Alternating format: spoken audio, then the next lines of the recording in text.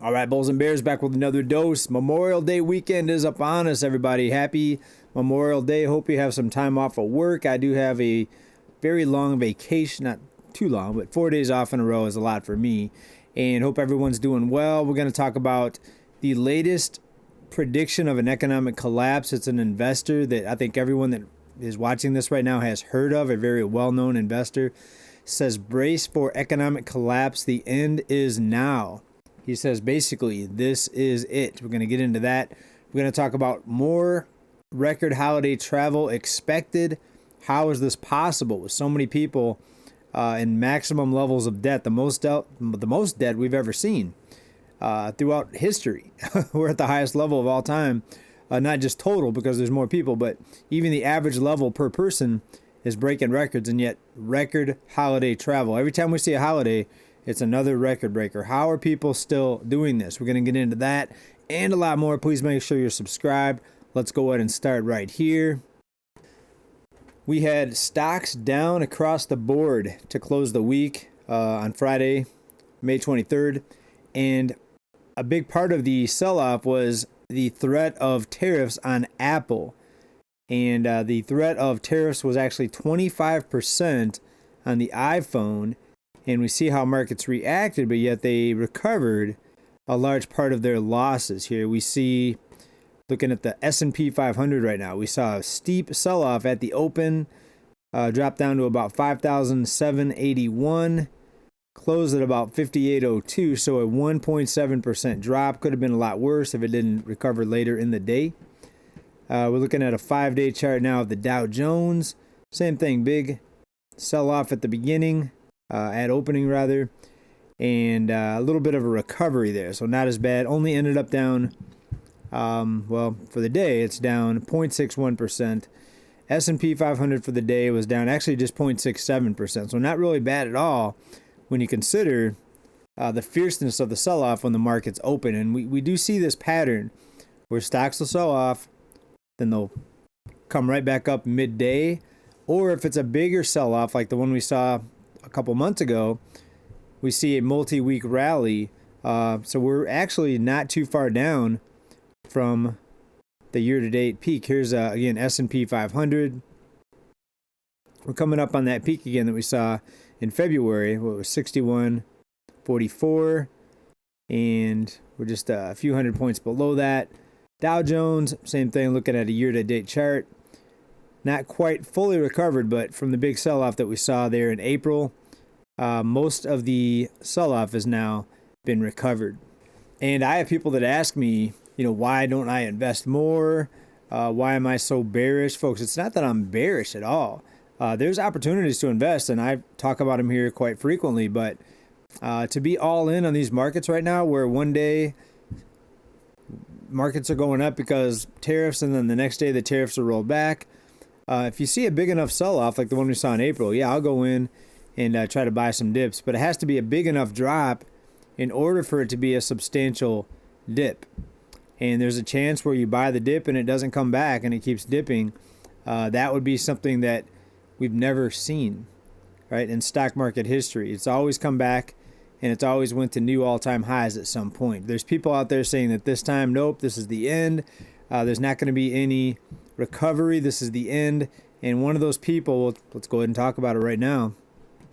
Another prediction of economic collapse. Robert Kiyosaki also says Bitcoin could go to $1 million. And moreover, he said the end is near. What if you threw a party and no one showed up? That is what happened yesterday. The Fed held an auction for U.S. bonds and no one showed up. So the Fed quietly bought $50 billion of its own fake money with fake money. The party's over. Hyperinflation's here. Millions, young and old, to be wiped out financially. Good news. Gold will go to 25,000. Silver to 70. Wow, that's not a very even increase. Bitcoin to 500K, then $1 million. The big print, the title of Larry Lepard's latest book is on. Please read at the end. I have been warning the world about is here. So he says it's here. Now, we've heard this out of Kiyosaki. Robert's probably made this same call. I'd have to say at least 20 times that I know about, that I've read. over the past even 5 years. He didn't actually say it in these words. Now it's more of a definite, the end is here. Before it was kind of like the end is coming, get ready, brace for it. Now he says it's here. Is he correct? I would say he's not correct. All right. And it's kind of weird. It feels weird to go against or to say that one of the world's best investors is incorrect. But I think he's incorrect, folks. I don't think this is the end. I think inflation's already a problem and it's going to continue to be a problem. And yes, the problem will get worse. But is the end here? Are millions of people starving? And what he says here, what did he say? The party's over. Millions, young and old, to be wiped out financially. So on one hand, he says to be wiped out, like it's going to happen. Then in the next line, at the end, he says the end is here. The warning I've been giving the world is here. So on one hand, he says it's coming or it'll be here. What he say? Will be wiped out financially. But the bottom line is, folks, record holiday travel. People still have ways to go places, to do things, to buy things. And that's because of credit. And we're going to talk about new ways people are doing this here to kind of underline and explain all of this that's happening right now, even though we're told out of a famous investor that the end is here right now. Let's take a look. AAA expects record holiday travel, folks. How can this be? If the end is here, if millions are being wiped out, how is the record holiday travel? 10 plus student loans behind on their payments, and it's likely going to be 20 to 30 million before it's done because we just started reporting those back to the credit bureaus. So how is their record holiday travel? Well, look at what people are doing. They're still going further into debt, and that's still possible by the banks and the credit card companies still making that possible. Once the banks and credit card companies no longer allow that, that's when this whole thing comes crashing down. But the way it was presented out of Robert there is he thinks it's going to be more hyperinflationary versus some sort of collapse. When people hear economic collapse, they hear, a stock market crash, the markets are coming down, massive job losses. It's not always that, folks. A worse type of collapse is an inflationary collapse where you can't afford anything, right? Unless you have credit, then you can still afford it. And that's what's happening right now. Credit is still being issued. People still are able to make purchases that they can't actually afford because they're able to run up deeper and deeper and deeper amounts of debt via borrowed money. And here's another way that people are doing it here. And Costco is the latest company. Sorry, wrong screen there. Costco is the wrong screen that I just showed you. But Costco is the latest company doing this buy now, pay later. And you've probably seen this financial institution out there called Affirm. If you've ever shopped online, I'm sure you've seen an offer from Affirm. Costco offering buy now, pay later with Affirm, but is it worth it? Now, at first I was thinking, okay, if you put something on a credit card, you're already buying it now and paying later. Because the credit card bill is not going to be due, 30-day cycles typically. Buy now, pay later, you could buy something for $20 and they'll ask you if you want to stretch it out for 6 months. Do you want to pay $10 a month or whatever for how many months? 6 months sometimes even more. So it is the same as a credit card, but it's worse because you have longer to pay it back. And hopefully you'll pay it back before the interest rate gets tacked onto it, before interest gets tacked on. But that's how people are doing it, folks. That's just one example. There's many. That's how people are still traveling, even though debt levels are at all-time highs. Delinquencies rising everywhere you looked. And all-time high delinquencies in some categories. Look at car loans. And speaking of cars, take a look at this.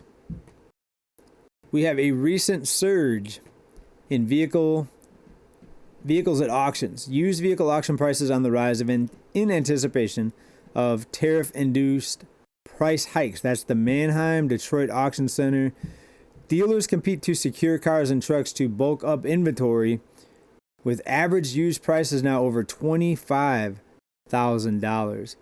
So those that expected a car price correction, it's headed in the opposite direction, folks. We talked about April's numbers already. What we're going to see in May, I think, is going to be more price increases as we go into the summer. So not much bargain hunting out there for vehicles. Maybe you can go to one of these auctions and get a good deal, because if you buy it at a dealer, they're going to mark it up. Is it worth it buying it at an auction? Well, at least if the dealer buys it, they clean it, they do things, they may inspect it and fix some things.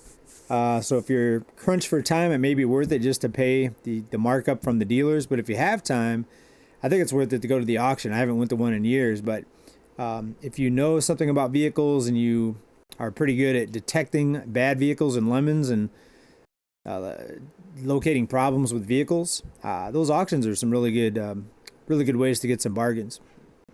All right, but back to the whole buy now, pay later thing. Yahoo Finance came out and said this: more consumers are buying now and paying later.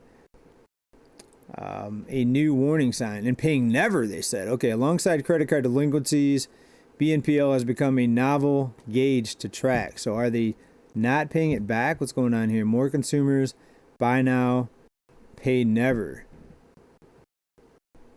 The urge to find where the economy is headed before definitive findings is a powerful one. Klarna, the buy now, pay later lender, reported this week that consumer credit losses rose to 17% compared to the same time last year. And that's even as revenues rose over $700 million. Net losses doubled to $99 million. And it goes on to say this buy now, pay later company allows consumers to buy big ticket items or make routine purchases on interest-free payment plans.